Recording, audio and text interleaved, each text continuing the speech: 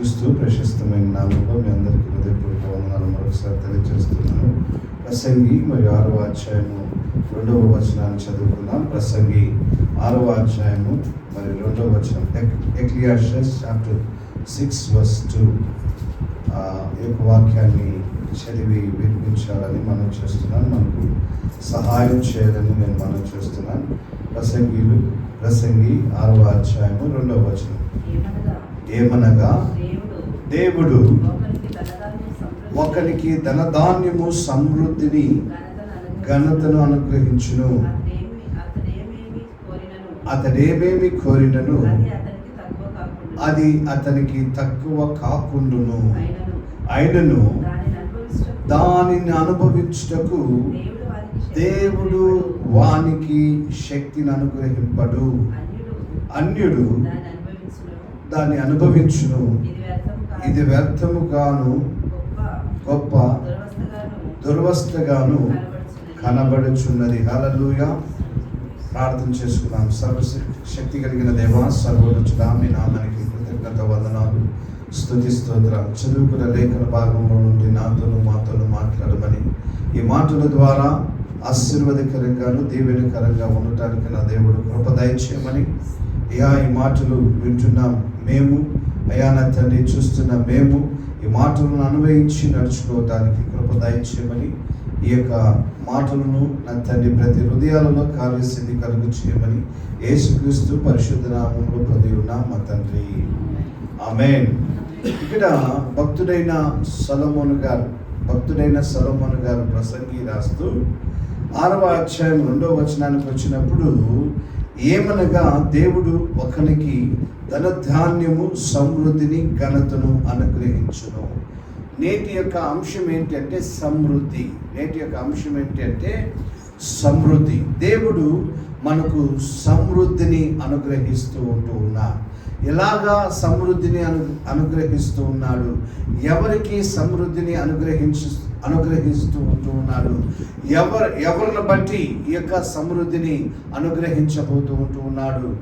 ఆ యొక్క సమృద్ధి మనం అనుభవించాలంటే మనమేం చేయాలి అనే యొక్క క్లుప్త సందేశంతో ఈ యొక్క మరియు ఉదయకాల అరుణోదయపు ప్రార్థనలో మీ ముందుకు నేను వచ్చి ఉన్నాను. ఈ యొక్క ప్రసంగి మరియు రాస్తూ ఉన్నప్పుడు, ఏమనగా దేవుడు ఒకరికి ధనధాన్యము సమృద్ధిని ఘనతను అనుగ్రహించును అంటూ ఉన్నాను కదా.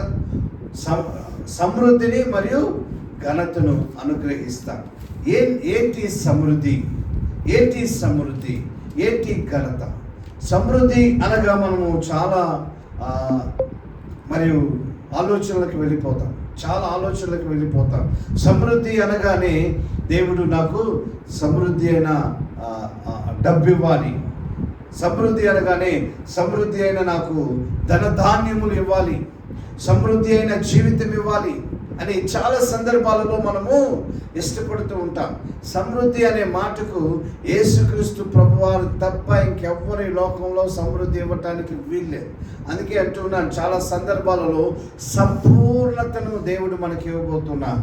సంపూర్ణతన అంటే మరియు మన భాషలో చెప్పాలి అంటే దాన్ని అరాకొరగా ఇవ్వడు ప్రభువారు.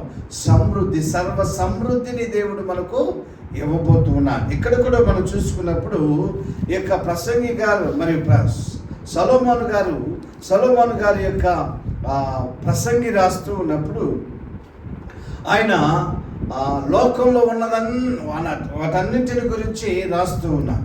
లోకంలో ఉన్న వాటినన్నింటిని గురించి రాస్తూ ఉన్నా. సూర్యుని క్రింద జరిగే క్రియలను బట్టి రాస్తూ ఉన్నా. సూర్యుని క్రింద జరిగే కార్యాలను బట్టి రాస్తూ ఉన్నా. ఆయన అంటూ ఉన్నాడు, ఒక మాటలు అంటున్నాడు, సూర్యుని క్రింద జరిగే ప్రతిదీ వ్యర్థము అని సంబోధిస్తున్నా. ఎందుకు వ్యర్థము? అయితే ఈ యొక్క 6వ అధ్యాయంలోకి వచ్చినప్పుడు ఎందుకు సమృద్ధి అంటూ ఉన్నాడు? ఇదే ఆ ప్రసంగిలో అంటూ ఉన్నాడు, అన్ని వ్యర్థము అని ఎందుకు అంటూ ఉన్నాడంటే, ఈ యొక్క 3 గ్రంథాలు రాశారండి సొలొమోను గారు. 3 గ్రంథాలు రాశారు.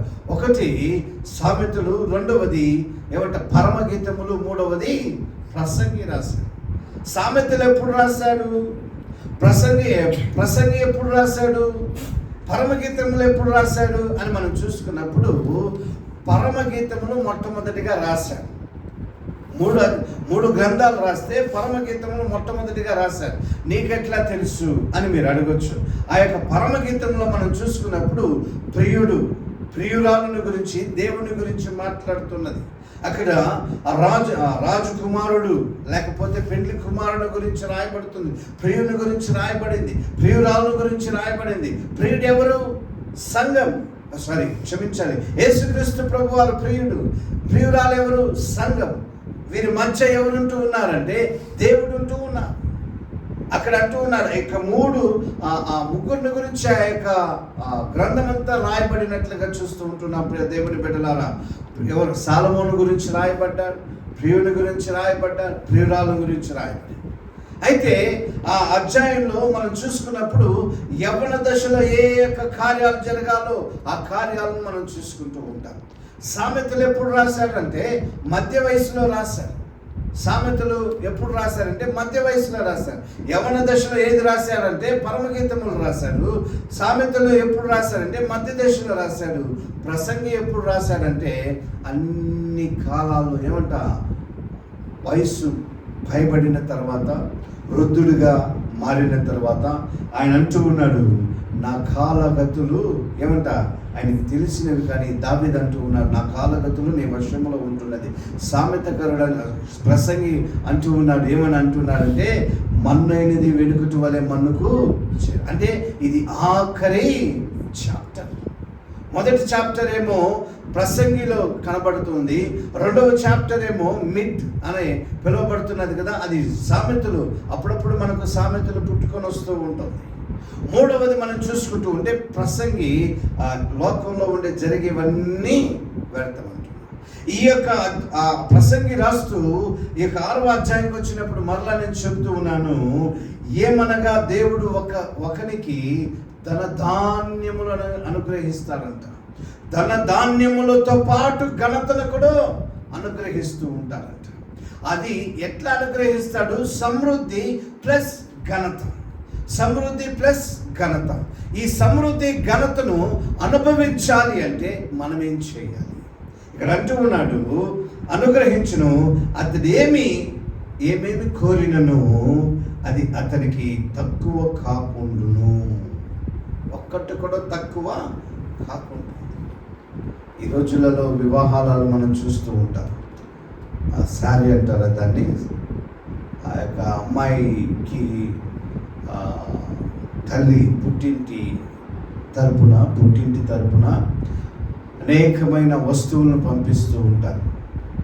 ఆ చేతి అద్దం మొదలుకొని పడుకునే యొక్క బెడ్ వరకు కదా, మంచం వరకు ప్రతిదీ పంపిస్తాం. నా యొక్క బిడ్డకు పుట్టినింటి నుండి గెట్టింటికి వెళ్తున్నప్పుడు, అనగా భర్త ఇంటికి వెళ్తున్నప్పుడు ఏది తక్కువ కాకుండా నా బిడ్డకు సర్వ సమృద్ధిని నేను ఇస్తూ ఉన్నానని వాళ్ళు కొంతమంది చెబుతూ ఉంటారు. కొన్ని ప్రాంతాలలో మనం చూసుకుంటూ ఉన్నప్పుడు వివాహం జరుగుతూ ఉన్నప్పుడే ఆ యొక్క వస్తువులను అక్కడ పేర్చిపెట్టింటారు. వివాహానికి వచ్చిన వారందరూ నోటి మీద వేలు పెట్టుకోవాలి అనే యొక్క ఆలోచనలో ఆ విధంగా. ఎందుకు ఈ మాట అంటున్నానంటే, సమృద్ధిగా నా కుమార్తె ఎక్కడికి వెళ్ళాలి? తన భర్త ఇంటికి వెళ్ళాలి. సమృద్ధిగా తన భర్త ఇంటికి వెళ్ళాలి అని తల్లిదండ్రులైనా వారు ఏం చేస్తూ ఉంటున్నారంటే, ఈ లోకపు ఆచారాల ప్రకారం తన కుమార్తె ఏది తక్కువ కాకుండా ప్రతిదీ సర్వ సమృద్ధిలోనికి ఆ బిడ్డను నడిపించాలని ఆలోచనతో పంపిస్తూ ఉంటారు. ప్రభువారు కూడా మనకు అనుగ్రహించాలని, సర్వ సమృద్ధిని, ఘనతను మనకు అనుగ్రహించారు. సమృద్ధిని మనకు అనుగ్రహించినప్పుడు దాన్ని పొందుకోలేకపోతూ ఉంటున్నాం, దానిని అనుభవించలేకపోతూ ఉంటున్నాం. కారణం ఏంటి తెలుసా అండి? కారణం ఏంటి? దేవుడు మనకిచ్చాడు, సమృద్ధినిచ్చాడు. కానీ ఆయన అంటూ ఉన్నాడు, తక్కువ కాకుండాను ఆయనను దాన్ని అనుభవించుటకు దేవుడు వానికి శక్తి అనుగ్రహింపడు. అన్యుడు దాన్ని అనుభవించును, ఇది వ్యర్థముగాను గొప్ప దురవస్థగాను కనబడుచున్నది. ఇస్తాడు దేవుడు, కానీ అనుభవించడానికి శక్తి లేకుండా పోతుంది. శక్తి రావాలి అంటే మనం ఏం చేయాలి? మనం ఎవరి చేతిలో వాడపడాలి? శక్తి మనకు రావాలి, ఆ యొక్క సమృద్ధిని మనం అనుభవించాలి, ఆ ఘనతను మనం అనుభవించాలంటే మనం ఎవరి చేతిలో ఉండాలి అంటే దేవుని యొక్క వాక్యం సెలవిస్తూ ఉంది. యవ్వన కాలమందు పుట్టిన కుమారులు బలవంతుని చేతిలో బాణము లాంటి వారుగా ఉండాలి. అనగా శక్తిమంతులుగా మనం మారాలి. ఈ యొక్క సమృద్ధిని మనము అనుభవించాలి అంటే శక్తిమంతులుగా మారాలి అంటే మనం ఎవరి చేతిలో ఉండాలి? సర్వశక్తి కలిగిన దేవుడైన యేసుక్రీస్తు ప్రభు వారి చేతిలో మనం వాడబడే వారంగా ఉండాలి. హల్లెలూయా. ఈరోజు మనము అనుభవించే యొక్క కార్యాన్ని అన్యుడు అనుభవిస్తూ ఉంటున్నారు. చాలా ఆలోచనలు మనకు వస్తూ ఉంటుంది. కొన్ని సందర్భాలలో నేను దేవునిని వెంబడిస్తున్నాను కదా, దేవుని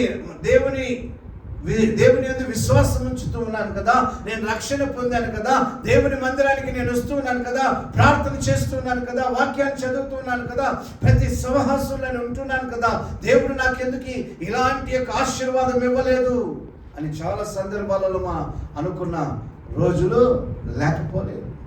నా ఎదుటోడేమో చాలా అద్భుతంగా జీవిస్తున్నాడు, నా ఎదుటోడేమో చాలా బంగ్లాల మీద బంగ్లాలు కట్టుకుంటూ ఉన్నాడు, చాలా ఐషారామిగా జీవిస్తూ ఉంటున్నాడు. నేనైతే ఈ స్థితిలోనే ఉన్నానే, నేను పురెక్కి రాలేకపోతున్నా, నా జీవితంలో అభివృద్ధి లేకుండా పోతూ ఉంది. కారణం ఏంటి? శక్తి లేని వారంగా ఉంటూ ఉన్నాం మనం. ఇక్కడ అందుకే అంటున్నాడు, శక్తిని అనుగ్రహింపడు అన్యుడు దానిని అనుభవించును. దేవుడు మనకి శక్తిని అనుగ్రహించడు. ఎందుకు అనుగ్రహించడంటే మనం ఆయన చేతిలో వాడబడితే కదా, మనం ఆయన చేతిలో ఉంటే కదా. ఎప్పుడైతే ఆయన చేతిలోకి మనం వెళతామో, అయ్యా ఈ లోకంలో ఏది నాకు అక్కర్లేదు నీవు తప్ప అని మనము ఆయన చేతిలో పడాలి, ఆయన చేతిలో మనం ఉండాలి తప్ప.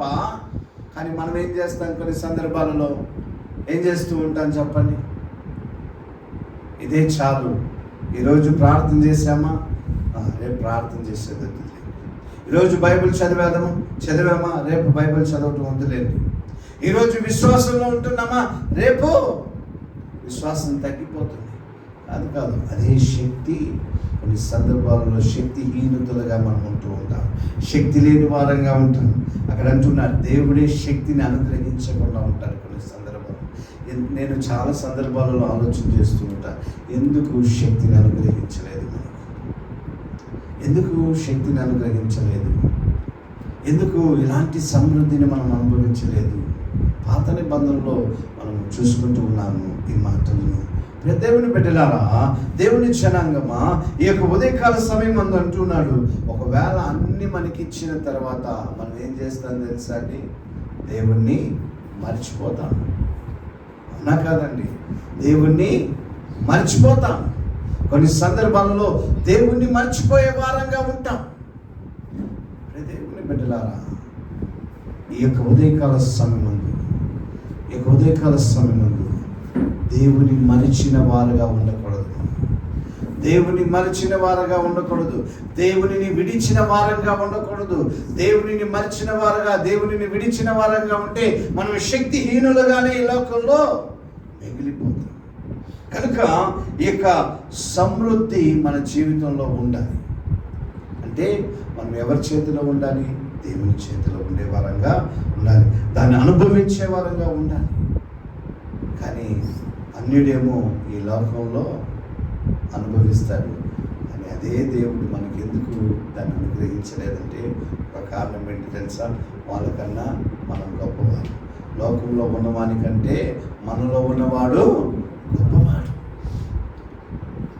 ఒకవేళ ఈ యొక్క వాటిని అనుభవిస్తూ దేవునిని మర్చిపోతామేమో. అందుకే సామెతకారుడు అంటూ ఉన్నాడు, అయ్యా నీవు నాకు ఎక్కువగా ఇస్తే నేను గర్వాంధపు జీవితం జీవిస్తానేమో, నేను ఎక్కువగా ఇస్తే నేను గర్వాంధపు జీవితం ఇచ్చి నా జీవితంలో ఏంటంట నిన్ను మర్చిపోతానేమో. ఒకవేళ తక్కువగా ఇస్తే నిన్ను దూషిస్తానేమో. ఎక్కువ అవ్వద్దు, తక్కువ అవ్వద్దు, మధ్యలో నాకు ఇవ్వు ప్రభువా. ఈరోజు మిడిల్ క్లాస్ ఫ్యామిలీలో ఉన్న సంతోషం, మిడిల్ క్లాస్ ఫ్యామిలీలో ఉన్న ఆనందం, మధ్య వయస్కులో ఉన్న యొక్క కుటుంబంలో ఉన్న యొక్క సంతోషం, ఆహ్లాదకరము ఇంకా ఏ విషయంలో లేదు. దేవుని బిడ్డలారా, ఎందుకు చెప్తున్నా, మనకు ఉన్న దాంట్లో మనము సమృద్ధిగా కలిగి ఉంటాం. ఈరోజు ఎందుకు మన పరిస్థితులు ఇలాగ మిగిలిపోతుందంటే దేవుని సమృద్ధిని మనం అనుభవించలేకుండా పోతూ ఉంటున్నాం. కనుక ఈ సమృద్ధి మనకు ఎట్లా ఉంటున్నది అని మనం చూసుకున్నప్పుడు, ఈ సమృద్ధి మన జీవితంలో ఒక్కొక్కసారి అనుభవించడానికి కుదరదు. కార్యం ఏంటంటే, పాపం అనే దాస్యము క్రింద మనం ఉంటూ ఉన్నాం. పాపం అనే దాస్యము క్రింద ఉన్నప్పుడు నెహెమ్యా గ్రంథంలో 9వ అధ్యాయము 36వ వచనాన్ని మనం చదువుకుంటూ ఉంటే, నెహెమ్యా గ్రంథం సమృద్ధికి బదులుగా దాస్యాన్ని ఇస్తూ, దాస్యమును పొందుకుంటూ ఉన్నాను. దేవుడు సమృద్ధిని ఇస్తూ ఉంటాను కొన్ని సందర్భాల్లో, కానీ నేను ఎక్కడికి వెళ్తూ ఉన్నాను? దాస్యము, పాపం అనే కాడి క్రింద మనం వెళుతూ ఉంటున్నాం. జాగ్రత్త సుమ 9:36 నెహెమ్యా 9వ అధ్యాయము 36వ వచనాన్ని చూసుకున్నప్పుడు, చిత్తగించుము, నేడు మేము దాస్యములో ఉన్నాము, దాని ఫలమును దాని సమృద్ధిని అనుభవించినట్లు నీవు మా పితరులకు దయచేసిన భూమి యందు మేము దాసులమై. అంటే మొదటిగా సమృద్ధినిచ్చాడు, ఆ సమృద్ధి కాస్త ఏమైపోయింది? వారి చేతి గుండా వెళ్ళిపోయింది. ఆ సమృద్ధి వారి చేతి గుండా వెళ్ళిపోయింది. ఎందుకు వెళ్ళిపోయింది? దాస్యము క్రిందకి వెళ్ళిపోయారు. ఏ భూమిలో అయితే ఏ భూమి అయితే దేవుడు వారికి ఇచ్చాడో ఆ భూమిలోనే వారు దాస్య బ్రతుకుతూ ఉన్నారు. ఏ స్థలంలో దేవుడు తన యొక్క పితరులకు ఇచ్చాడో అదే భూమిలో వారు దాస్యం అనే కాడి క్రింద బ్రతుకుతూ ఉన్నట్లుగా చూస్తున్నాం. కారణం ఏంటి? వాళ్ళు చేయకూడని పాపాలు చేశారు, దేవునికి తిరగబడినట్లుగా చూస్తూ ఉన్నా, దేవుని యందు విశ్వాసఘాతకులుగా మారినట్లుగా చూస్తూ ఉంటున్నా, విశ్వాసం లేని వారుగా ఉంటున్నట్లుగా చూస్తూ ఉంటున్నా. కనుక ప్రియ దేవుని బిడ్డలారా, ఈ ఉదయకాల సమయమందు మనం చూసుకుంటూ ఉంటే, సమృద్ధికి బదులుగా దాస్యాన్ని పొందుకున్న ప్రజలు, సమృద్ధికి బదులుగా దాస్యాన్ని పొందుకున్న ప్రజలు. దాస్యం అంటే అనగా ఏంటి అంటే, ఒక వ్యక్తి ఉంటాడు, ఆ వ్యక్తి దగ్గర డబ్బు తీసుకున్నాం అనుకోండి, ఆ వ్యక్తి దగ్గర ఏదో వస్తువులు తీసుకున్నాం అనుకోండి, ఆ వ్యక్తి దగ్గర ఏదో ఒక సహాయం తీసుకున్నాం అనుకోండి, ఆ వ్యక్తి ద్వారా మనం ఏదో ఒకటి పొందుకున్నాం అనుకోండి, మనం ఆ వ్యక్తికి దాసులుగా మారిపోతాం. అప్పు తీసుకునేవాడు అప్పిచ్చేవానికి దాసులుగా మిగిలిపోతారు.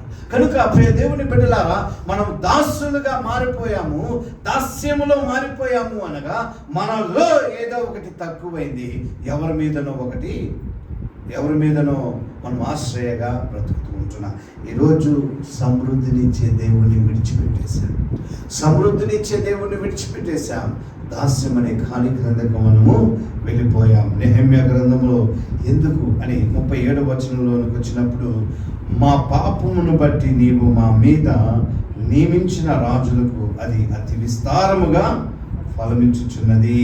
వారు తమకిష్టము వచ్చినట్లు మా శరీరముల మీదను మా పశువుల మీదను అధికారము చూపుచున్నారు, కనుక మాకు చాలా శ్రమ కలుగుచున్నది. ఏంటి దాస్యము? పాపము ద్వారా, పాపము మనలోకి ఎప్పుడైతే చేసిందో పాపానికి దాసులుగా మనం మారిపోతాం. ప్రియ దేవుని బిడ్డలారా, జ్ఞాపకం పెట్టుకొని ఆలోచన చేయండి. ఈరోజు మన పాపమును బట్టి మన సమృద్ధి మనలోనికి వెళ్ళిపోయింది. మన పాపమును బట్టి మన సమృద్ధి మనలోనికి వెళ్ళిపోయింది. ఒకటి ఆలోచన చేయాలి, ఈ సమృద్ధి మరలా మనకు రావాలి. బైబిల్ గ్రంథంలో చాలామంది సమృద్ధిని అనుభవించారు. ఎట్లా అనుభవించారు అని మనం చూసుకుంటూ ఉంటే, ఇస్సాకు అనే గొప్ప వ్యక్తి, అబ్రహాము కుమారుడు ఇస్సాకు ఫిలిస్తీన్ల దేశంలోకి వెళ్ళినప్పుడు ఆ సంవత్సరము విత్తనాలు విత్తినప్పుడు 100 ఫలము పొందెను. ఆదికాండము 26వ అధ్యాయము 12వ వచనంలో మనం చూసుకున్నప్పుడు, ఆదికాండము 26వ అధ్యాయం 12వ వచనంలో చూసుకున్నప్పుడు, ఇస్సాకు ఆ దేశమందున్న వాడై విత్తనము వేసి ఆ సంవత్సరము 100 ఫలము పొందెను. యెహోవా అతనిని ఆశీర్వదించెను గనుక ఆ మనుష్యుడు గొప్పవాడైను. అతని మిక్కిలి గొప్పవాడగు వరకు క్రమక్రమముగా అభివృద్ధి పొందుచు వచ్చును. అతనికి గొర్రెల ఆస్తియు దాసుల గొప్ప సమూహమును కలిగినందున ఫిలిస్తీయులు అతని యందు అసూయపడిరి. దేవుడు మనల్ని ఏం చేస్తారంటే లేవనెత్తుతారు. ఎవరి చేతిలో ఉండాలి? మనము దేవుని చేతిలో మనం ఉండాలి. దేవుని చేతిలో మనం ఉండాలి. ఆయన యందు మనం ఉండాలి. పాపం అనే దాస్యము క్రింద నుండి మనం బయటకు రావాలి. దేవుని బిడ్డలారా, ఈరోజు మనం ఆశీర్వాదానికి పిలువబడిన వారంగా ఉంటూ ఉన్నాం. ఆశీర్వాదానికి వారసులుగా ఉంటూ ఉన్నాం. మనము దేవుడు నీకు నాకు సర్వ సమృద్ధిని ఇవ్వాలి అనుకున్నప్పుడు మనం ఎవరి చేతిలో ఉండాలంట? దేవుని చేతిలో ఉండాలి. సమృద్ధి రావాలి కదా. ఈరోజు సమృద్ధి జీవితం మనకు ఉందా అండి? సమృద్ధి అయిన జీవితం ఉందా? సమృద్ధి అయిన జీవితం ఉందా? లేదు. కారణం ఏంటి? పాపం అనే దాస్యము క్రింద మనము వాక్యం చెప్తున్న నా మొదలుకొని వాక్యం వింటున్న మన వరకు అందరము పాపం చేసిన వారమే. దేవుడు అనుగ్రహించి మహిమను పొందలేకపోతూ ఉంటున్నా. జాగ్రత్త సుమ. ఎందుకు చెప్తున్నాను ఈ మాటలంటే, ఒకప్పుడు మనము కుమారులుగా ఉన్నాము. పాపం అనే యొక్క పాపము చేయటం వలన ఆ పాపం అనే దాస్య కాడి క్రిందకు మనం వెళ్ళిపోయాం. గలతీయులకు రాసిన పత్రికలో 5వ అధ్యాయం 1వ వచనంలో మనం చూసుకున్నప్పుడు, మీరు ఇప్పుడు స్వతంత్రులుగా ఉంటూ ఉన్నారు. మీరు ఇప్పుడు స్వతంత్రులుగా ఉంటూ ఉన్నారు. పాపం అనే మీరు దత్తపుత్రులు కాదు. ఇప్పుడు ఏమంట? మీరు దాస్యానికి పాత్రులు కాదు. మీరు దాస్యానికి పుత్రులు కాదు. మీరు స్వతంత్రింపబడిన వారంగా ఉంటూ ఉన్నారు. స్వతంత్రింపబడిన వారు అనగా యేసుక్రీస్తు రక్తము వలన మనం పాపములో ఇంకా విమోచింపబడ్డాం. యేసుక్రీస్తు రక్తము వలన మనం రక్షింపబడ్డాం. యేసుక్రీస్తు రక్తము వలన నరకములో నుండి మనల్ని బయటికి లాగినట్లుగా చూస్తూ ఉంటున్నా. ఈ ఉదయకాల సమయమందు మనం దేవునిలో ఉంటే పాపం అనే దాస్యము క్రింద మనం ఉండము. దేవునిలో లేకపోతే పాపం అనే దాస్యము క్రింద ఉంటుంది.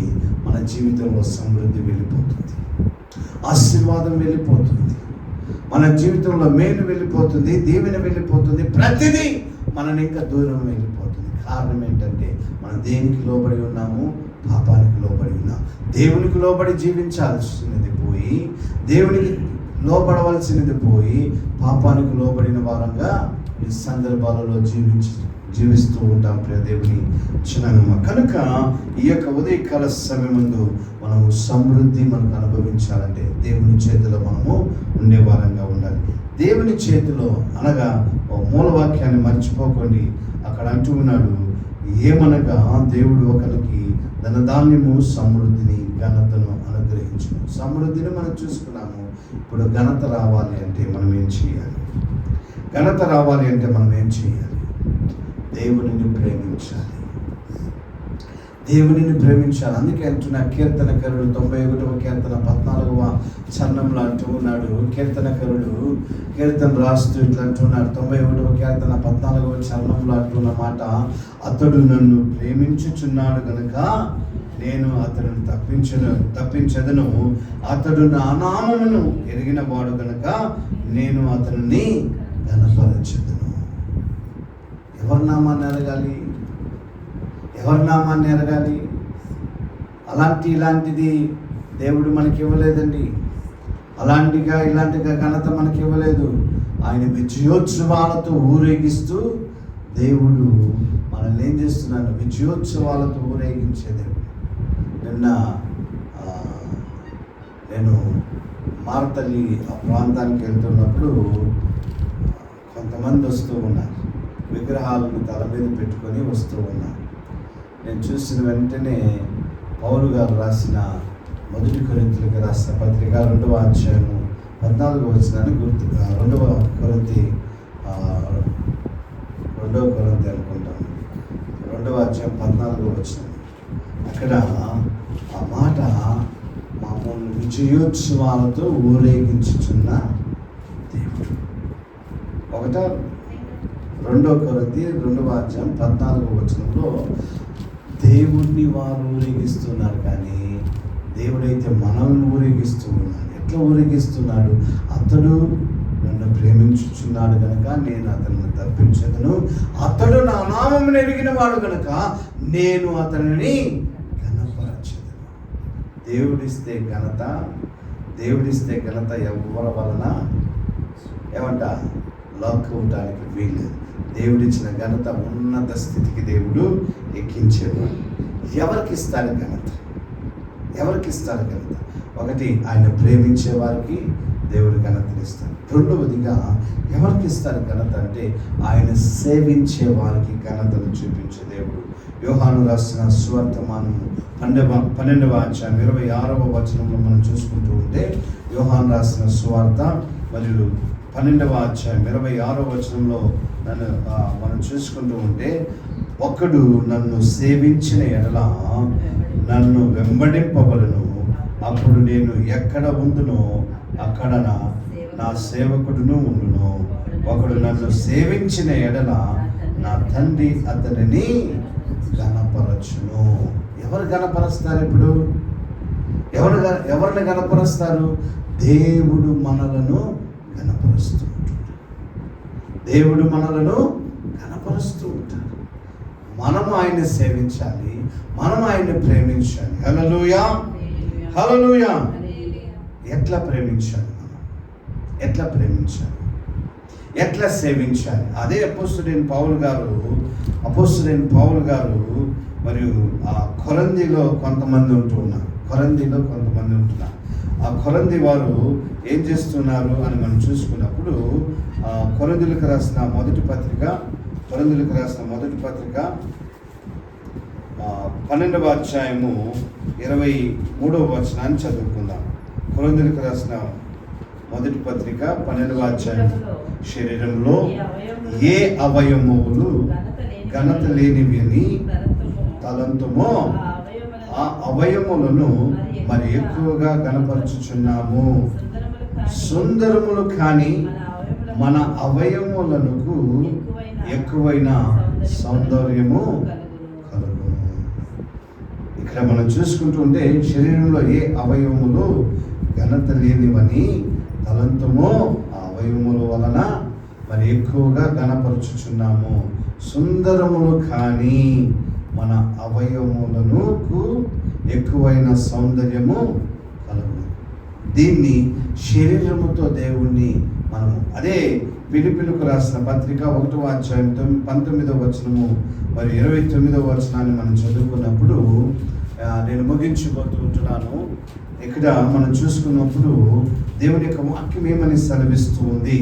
ఫిలిప్పీయులకు రాసిన మరి పత్రిక 1వ అధ్యాయం 19వ వచనంలో మనం చూసుకున్నప్పుడు, మరియు నేను ఏ విషయములోనూ సిగ్గుపడక ఎప్పటి వలన ఇప్పుడును పూర్ణ ధైర్యముతో బోధించటం వలన నా బ్రతుకు మూలముగానైనను సరే, చావు మూలముగానైనను సరే, క్రీస్తు నా శరీరమందు ఘనపరచబడుతుంది. ఎట్లా ప్రేమించాలి, ఎట్లా సేవించాలంటే మన ఆత్మతో సత్యముతో దేవునిని సేవించాలి. అంత మాత్రం కాక మన శరీరముతో కూడా దేవుని ఘనపరిచేవారు. అట్లనుకొని పచ్చబొట్లు పొడుచుకొని నేను సెలవును వేసుకొని ఉన్నాను, ఇక్కడ ఒక సెలవును వేసుకోవటము, ఇక్కడ ఒక సెలవును వేసుకోవటము, వెనక భాగంలో ఒక సెలవును వేసుకోవటము. ఈరోజు స్త్రీలలో ఎట్లా మారిపోయిందంటే, పచ్చబొట్లు వేసుకునే వాళ్ళు కామన్ అయిపోయారు.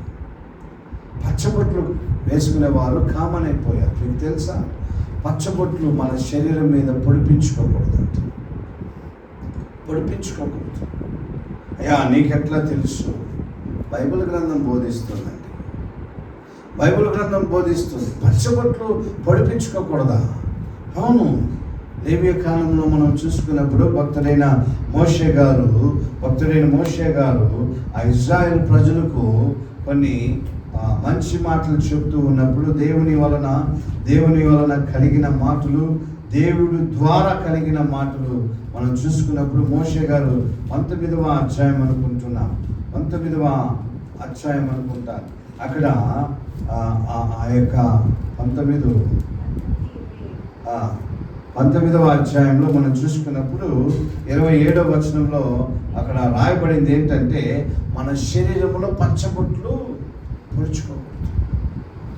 చదుమాది చచ్చిన వారి కొరకు మీ దేహమును చీరుకొనుకుడి, పచ్చబొట్లు మీ దేహమునకు పొడుచుకొనకూడదు. నేను మీ దేవుడైన యెహోవాను. 27 చదువుమా. 27 మీ నొదటి వెంట్రుకలను గుండ్రముగా కత్తిరింపకూడదు, నీ గడ్డపు పక్కన కొనుకుడి. కదా, గడ్డం కాడ కూడా మనం ఏం చేసుకోకూడదంట. చూడండి ఎట్లుంది దేవుని యొక్క వాక్యం. అది మన వాళ్ళు ఏం చేస్తారంటే ఇక్కడంతా షేర్ చేసుకుని ఇక్కడంతా క్లీన్గా చేసుకుంటారు. మరి నువ్వు చేసేలేదా అంటే నేను చేసేది. దేవునికి స్తోత్రాలు కలుగును కాక. హల్లెలూయా. కొంతమంది పెళ్లి గడ్డం పెడేస్తారు. నేను కూడా వదిలేనులేండి ఇంతకు ముందు. ఇప్పుడు ఇవి కాదు ప్రాముఖ్యం. మనలో దేవుడు ఉండాలి, ఆయన మనం ఊరేగించాలి, మనల్ని ఊరేగించాలి, ఆయన మనం గణపరచాలి. ఇక్కడ చూడండి, మన శరీరంతో మనం గణపరచాలి. చాలా మంది ఏం చేస్తుంటారంటే చూడండి అని యేసుక్రీస్తు ప్రభు వారి యొక్క భావచిత్రాన్ని, ముఖ చిత్రాన్ని రాసుకొని ఉంటారు. చేతులలో గుండెల మీద రాసుకొని ఉంటారు. కొంతమంది అయితే వారి యొక్క కన్న తల్లి యొక్క ఫోటోని వేసుకొని ఉంటారు, చిత్రాన్ని వేసుకొని ఉంటారు కదా. కొంతమంది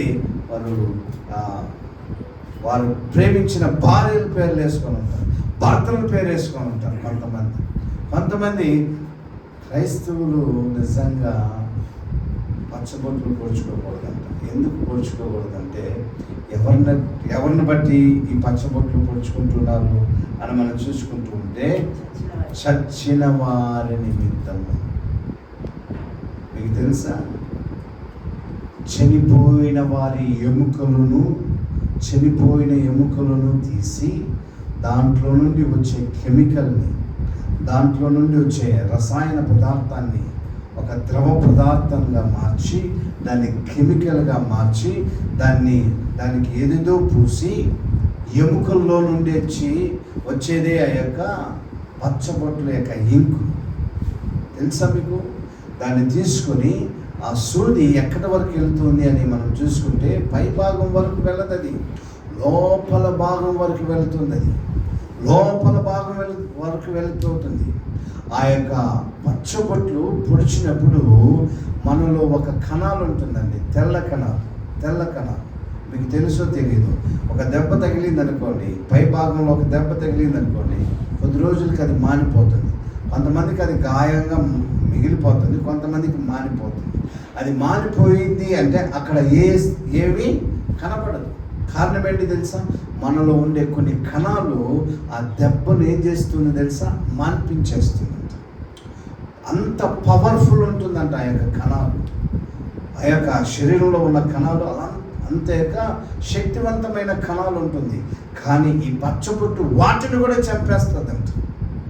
వాటిని కూడా చంపి మనం చనిపోయేంత వరకు ఆ పచ్చబొట్టు మన జీవితంలో ఉంటుంది.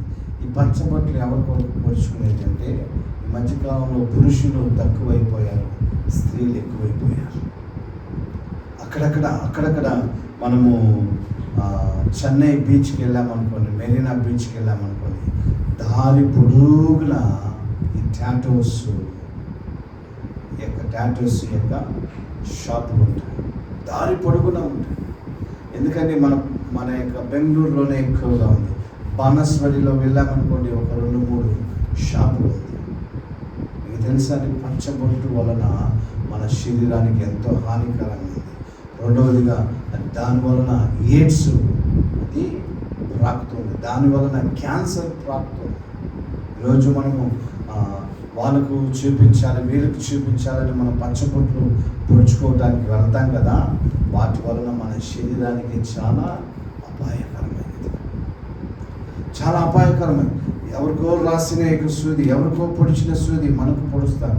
అతనికి ఏ రోగం ఉందో మనకైతే తెలియదు, కానీ ఆ రోగం వలన మనకు ఆ సూది ఏం చేస్తుంది, మనకు పొడిచినప్పుడు ఆ యొక్క రక్త కణాలు అలాగే ఉంటుంది, మనలోకి వెళ్తుంది, మన శరీరంలో అది క్యాన్సర్ కణాలుగా మారుతుంది, ఎయిడ్స్ కణాలుగా మారుతుంది, హెచ్ఐవిగా మారిపోతుంది. ప్రియ దేవుని బిడ్డలారా, ఈ ఉదయకాల సమయంలో దేవుడు నీతో నాతో మాట్లాడుతున్నాడు. మనము పచ్చబొట్లకు చాలా దూరంగా ఉండాలి, పచ్చబొట్లకు చాలా దూరంగా ఉండాలి. కనుక ఈ ఉదయకాల సమయంలో దేవుని సంగమా మనం చూసుకున్నప్పుడు మనం ఏ విషయంలో దేవుని గణపరచాలి? మన దేహములో, మన శరీరమందు దేవునిని గణపరిచే వారంగా ఉండాలి. అది ఎట్లా? బ్రతుకు మూలముగానైనను సరే, సాగు మూలముగానైనను సరే, క్రీస్తు నా శరీరమందు ఏం చేయాలంట? గణపరచబడాలి. 29వ వచనానికి వచ్చినప్పుడు, నా ఎడల మీ ఉపచార్యాల్లో ఉన్న కొదువును తీర్చుటకై అతడు తన ప్రాణమునైనను లక్ష్య పెట్టక క్రీస్తు యొక్క పని నిమిత్తము చావునకు సిద్ధమై ఉండెను కనుక పూర్ణ ఆనందముతో ప్రభువునందు అతనిని చేర్చుకుని అట్టి వారిని గణపరచుడి. ఎట్టి వారిని? దేవుని కొరకు త్యాగం చేసేవారిని, దేవుని కొరకు తన శరీరాన్ని అర్పించుకునే వారిని. నిన్న మా యొక్క సేవకుల సదస్సు, పాస్టర్స్ మీటింగ్లో వాక్యం చెబుతూ మా పాస్టర్ గారు అన్నారు, మనం సేవకు వచ్చినప్పుడు దేన్ని ఆశించి రావాలంటే మరణాన్ని ఆశించి రావాలంట. సేవకు వచ్చినప్పుడు మరణాన్ని ఆశించి రావాలంట. అంటే ఎప్పుడు ప్రాణం పోతుందో తెలియదు. ఇప్పుడు అలాంటి పరిస్థితికి వచ్చేసింది, మీకు తెలుసో తెలియదు, అలాంటి పరిస్థితికి వచ్చేసింది. క్రైస్తవులు అంటేనే కొడుతూ ఉన్నారు, క్రైస్తవులు అంటేనే చంపుతూ ఉన్నారు. బైబిల్ పట్టుకొని వెళ్తే నాశనం చేస్తూ ఉంటారు, బైబిల్ పెట్టుకొని వెళితే బయటికి వెళ్తే చాలు వారు ఎంతకైనా తెగిస్తూ ఉంటున్నారు, ఎంతకైనా తెగిస్తున్నారు. కారణం ఏంటి? అదేనండి, దేవుని గణపరచడం, తన శరీరమందు దేవునిని గణపరచడం. ఎందుకు చెప్తున్నానంటే, మనమైతే ఎప్పుడైతే మన శరీరము దేవుని కొరకు నలగొట్టబడతామో, ఎప్పుడైతే మన శరీరము దేవుని కొరకు హతసాక్షిగా మారుతామో, అప్పుడు దేవునిని గణపరిచిన వారంగా మనము మిగులుతాం. ఈరోజు మన జీవితాలలో మన యొక్క అవయవాలను కావచ్చు దేవుని కొరకు సమర్పించుకోవాలి. అందుకే కీర్తనకారుడు అంటూ ఉంటారు, మనం ఏమంట స్తుతి ప్రార్థన మనం చేస్తాం. ఎప్పుడు స్తుతి ప్రార్థన చేస్తాం తెలుసా? నా ప్రాణమా యెహోవాను సన్నుతించుము, నా అంతరంగములోనున్న సమస్తమా ఆయన పరిశుద్ధ నామమును సన్నుతించుము అంటారు. ఇదేం ద్వారా సన్నుతించాలి? నా ప్రాణంతోను, నా ప్రాణంలో, నా శరీరంలో ఉన్న అంతరంగములో ఉన్న ప్రతి అవయవములను దేవునికి ఏం చేయాలంట? స్తుతి. దాని ద్వారా దేవుని గణపరచాలి. ఈరోజు సమృద్ధిని మనకు దేవుడు ఇస్తున్నా, దాన్ని అనుభవించాలంటే మనం ఎవరి దగ్గర ఉండాలి? దేవుని దగ్గర ఉండాలి కదా. గణపరుస్తున్నా, మనం గణపరచాలి, మనల్ని గణపరచాలి దేవుడు అంటే మనం ఏమై ఉండాలి? మనం ఆయన్ని గణపరచాలి, ఆయన మనల్ని గణపరుస్తాడు. మనం వాడపడం, ప్రభా నన్ను గణపరచు ప్రభా అంటాను చాలామంది. ఒక్కొక్కసారి నాకు నిన్న కూడా సన్మానం చేశారు, నాకు ఒక పోస్ట్ ఇచ్చారు. బెంగళూరు తెలుగు పాస్టర్స్ ఫెలోషిప్లో ఒక పోస్ట్ ఇచ్చారు. ఖజాంచి అంటే ట్రెజరర్గా నాకు పోస్ట్ ఇచ్చారు. అనేక మంది పెద్దవాళ్ళు ఉన్నారు, నాకన్నా ధనికులు ఉన్నారు, నాకన్నా సీనియర్స్ ఉన్నారు, వాళ్ళందరినీ విడిచి నాకు ఇచ్చారు దేవుడు. నేను తీసుకున్నాను. గణపరుస్తున్నప్పుడు నేను అన్నాను, ఈ ఘనత నాకు కాదు ప్రభా, నీకు.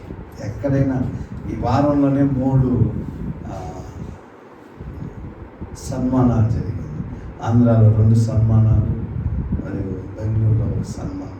సన్మానానికి పాత్రుడు నేను కాదు రాజు, మీరే పాత్రుడు. కొన్ని సందర్భాల్లో అతడు నా నామమును ప్రేమించాడు కనుక నేను నా అతనిని ఘనపరచుదును. అతడు నా నామమును ఎరిగిన వాడు కనుక నేను అతనిని తప్పించదని వాక్యం సెలవిస్తాను. ఈరోజు మనల్ని సర్వ సమృద్ధిని మనం అనుభవించాలంటే మూలవాక్యాన్ని మర్చిపోకుండా మనం ఉండాలి.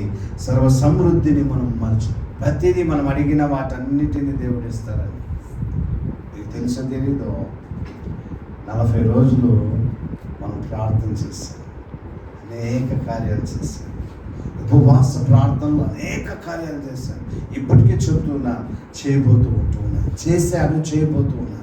మన జీవితాలలో నా ఉపవాస ప్రార్థన చాలా ప్రాముఖ్యం, కన్నీటి ప్రార్థన చాలా ప్రాముఖ్యం. ఆయన అంటూ ఉన్నాడు, నువ్వు ఏది అడిగినా నేను ఇస్తూ ఉంటున్నాను. అక్కడ అంటూ ఉన్నాడు, అతడు ఏమి కోరినను అది అతనికి తక్కువ కాకుండా అనుగ్రహిస్తారంట. కానీ శక్తిహీనతలుగా మనం మారిపోతామే, శక్తి లేని వారుగా మనం మారిపోతామే. ఆ శక్తిని పొందుకునే వారంగా మనం ఉండాలంటే ఎవరి చేతిలో మనం ఉండాలి? దేవుని చేతిలో ఉండాలి. ఎప్పుడైతే దేవుని చేతిలో ఉంటామో ఖచ్చితంగా దేవుడు మనల్ని ఉన్నత స్థితికి ఎక్కిస్తాడు. సమృద్ధిలో దేవుడు మనల్ని నడిపిస్తాడు. సమృద్ధిలో పాటు ఘనత కూడా దేవుడు మనకి ఇస్తూ ఉంటాడు. చాలా సందర్భాలలో అంటూ ఉంటారు, దేవుడు ఎక్కడికెక్కడికో నడిపిస్తూ ఉంటాడండి. నా మట్టుకు నేను మీకు తెలియజేస్తున్నా, ఎక్కడికెక్కడికో నడిపిస్తూ ఉంటాను. కానీ నాది చిల్లి గవ్వ అంతా కూడా నాకు డబ్బులు ఉండేది. దేవుడే దాన్ని సరి చేసుకుంటూ ఉంటాడు. చాలామంది అనుకుంటారు, ఇతని దగ్గర డబ్బు లేకుండా హాంకాంగ్కి వెళ్ళాడు, ఇతని దగ్గర డబ్బు లేకుండా జపాన్కి వెళ్ళాడు. అదైతే లేదు. నిజంగా చెబుతూ దేవుడు తీసుకొని వెళ్తూ ఉన్నప్పుడు, నా దగ్గర డబ్బు ఉన్నప్పుడు దేవుడు నన్ను తీసుకొని వెళ్ళలేదు, డబ్బు లేకున్నప్పుడు దేవుడు నన్ను ఊరేగిస్తూ ఉంటాను ఆయా ప్రాంతాలకు వెళ్ళి. ఎందుకు చెప్తున్నాను? నా ఘనత కాదు, కానీ దేవుని ఘనత. మనము శరీరం ముందు దేవుని మనం గణపరచాలంటే మన శరీరం ముందు దేవుని గణపరిచేలాగా ఉండాలి. కనుక ఈరోజు సమృద్ధి జీవితం మనకు రావాలంటే మనం ఎవరితో ఉండాలి? దేవునితో ఉండాలి. దేవుని చేతిలో వాడబడే వారంగా ఉండాలి. అట్టి కృప దేవుడు మనకు అనుగ్రహించుగాక. హల్లెలూయా. ఈ యొక్క వాక్యము ద్వారా మనం విన్నాం కాబట్టి ఈ వాక్యం మన జీవితంలో కార్యసిద్ధి కలుగునట్లుగా మనం చిన్న ప్రార్థన చేసుకున్నాం. సర్వ సృష్టికి కానవచ్చిన గొప్ప తండ్రి, విన్న వాక్యాన్ని నా ప్రభా మా జీవితంలో మా వెనుకలో నెరవేర్చమని, వీటి ప్రకారం మేము జీవించడానికి నాకు కృప దయచేయమని యేసుక్రీస్తు నామములో అడిగి వేడుకుంటూ ఉన్నాం మా తండ్రి. ఆమేన్.